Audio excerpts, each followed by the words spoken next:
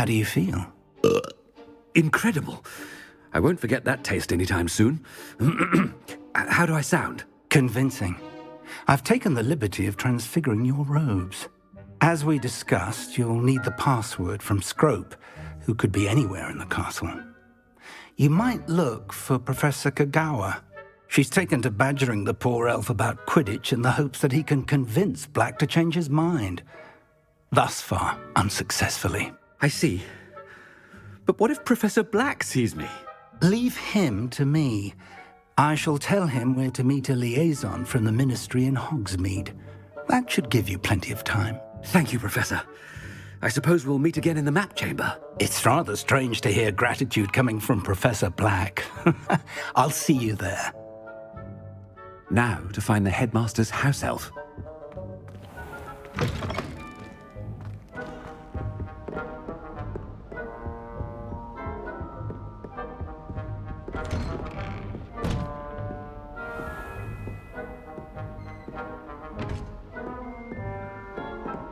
Professor, a moment of your time, please. Professor, I was hoping to catch you. Places to be, Professor Sharp. Places to be. Of course, sir. Only, you'd asked me about a particular potion, and I did?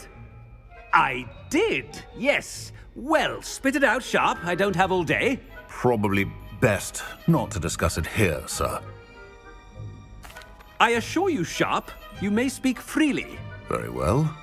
I've brewed the cure for boils you wanted. I can drop it by your office when it's convenient. Of course, yes.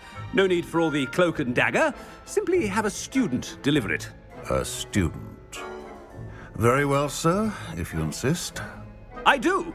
And thank you, Sharp. I just hope you've brewed enough for all my boils.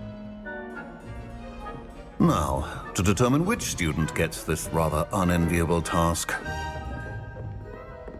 If you must speak with me, consult my secretaries or what have you. Now move along. Greetings! I mean, out of my way, children. What could the headmaster want? Gareth! Mr. Weasley, what are you doing here? Don't you have, somewhere to be? Oh, Professor! Yes, of course. All sorts of places I'd rather be right now. Do you need something from me? I'm looking for my house elf. Surely you've seen him? Ah, the little one-eared fellow. I saw him heading to the Great Hall moments ago, muttering on about your, sterling graces, sir. I am watching you, Mr. Weasley. Mr. Redding, who owns Honeydukes, tells me some of his billywig stings recently went missing. Prime potion ingredient. And I know you fancy yourself a skilled potioneer. What? But, sir, I haven't been anywhere near Honeydukes. Bah! That's enough from you. Just know that I have eyes and ears everywhere. On your way, Mr. Weasley.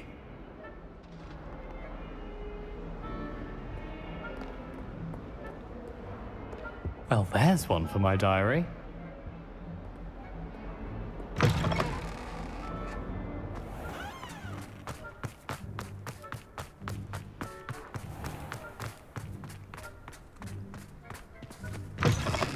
Stand proud, purebloods. The future is yours. Headmaster, here, what could he want? Mr. Gaunt, where do you think you're going? I beg your pardon, sir. I'm simply on my way outside. Taking the day off, eh? Typical student, wasting the hours away. I have to write 20 inches on Dittany and its uses. Was heading to the greenhouse. Ah, yes.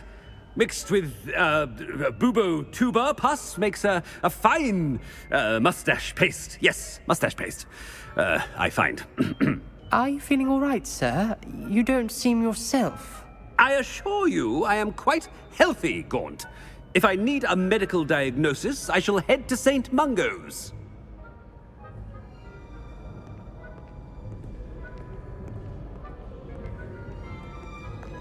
Something is very wrong with Professor Black. Dittany and Boobertuber pus. Moustache paste. chewing with your mouth open? Where are your manners? Professor, a word? Professor Black, again, it is not too late to reconsider your decision regarding Quidditch. We could still have trials and a somewhat shortened season.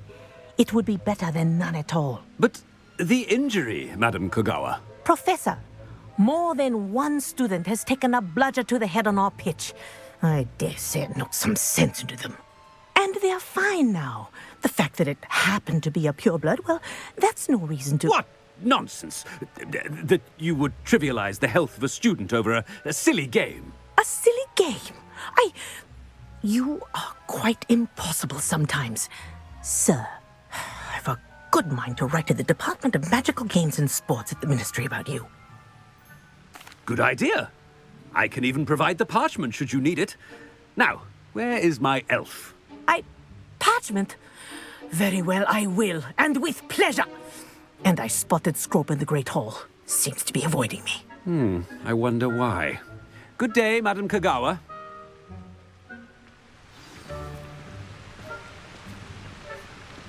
What did we do to deserve him as a headmaster? Has anyone seen my ivory-handled hand mirror? Of course you haven't. My uncle knows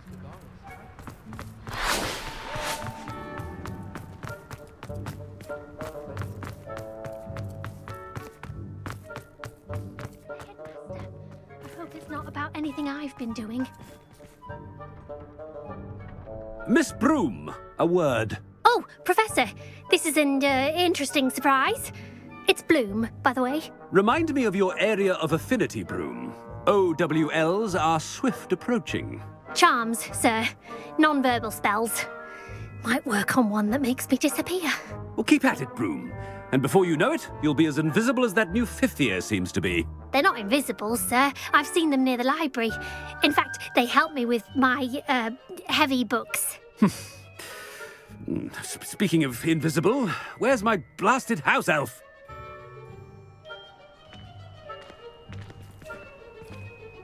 Something seems a little off with the headmaster.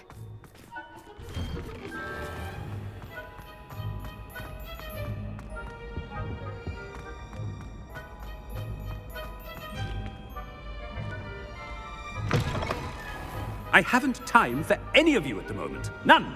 None at all. Move aside. Professor, I need to speak to you. Hello, Professor Black. Ah, Professor Weasley. How delightful to see you. Sir? Since I have you here, I wonder if I might, speak with you about Professor Fig. Oh, very well. I've decided to give him a bit more, leeway with his time. Leeway, Professor? Are you sure that's wise? I confess I do worry for his students. He's rarely here as it is. I realize that, and I'd like to keep it that way. I see.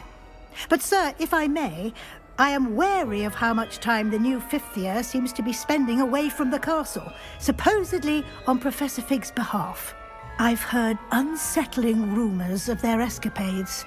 Everything from sneaking into the Forbidden Forest to confronting Ranrock's loyalists and Rookwood's lot. What? Goodness. You cannot believe everything you hear, Professor. No, you cannot. I mean, I shall keep an eye on Fig. You simply keep doing the wonderful job that you're doing. Simply wonderful. Thank you. But I'm happy to look into... Good. That'll be all, Weasley. I mean, Professor Weasley. Good day. A wonderful job. Leeway for Professor Fig. I shall never understand that man. That ought to give Professor Fig some breathing room.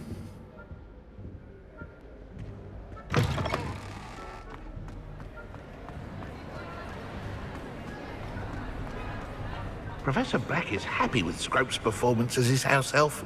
There's no doubt in Scrope's mind. Attention, students! I hereby decree that the Great Hall be forthwith decorated in the elegant banners of Ravenclaw. I shall be taking no questions at this time. Or ever.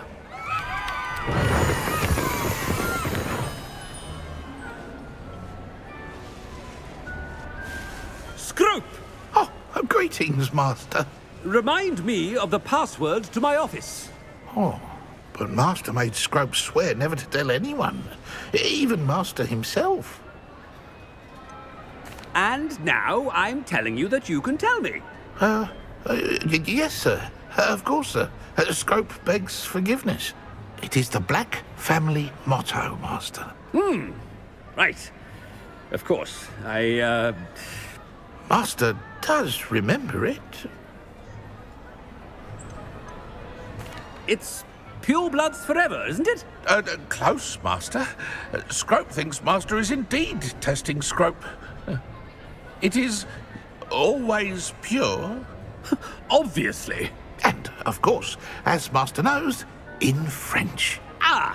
Yes, of course. I order you to pronounce it for me. Oh, but Master knows that Scrope's French is most pitiful. Oh, very well. Toujours pur. Ha! Thank you. Never speak of this conversation with me or anyone else. Of course, sir. Scrope shall try his best to keep out of Master's way. The Polyjuice potion's wearing off. I best get out of sight.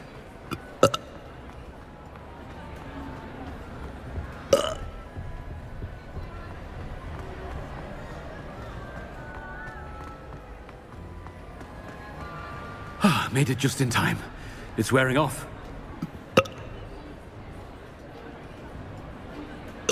Fig was right.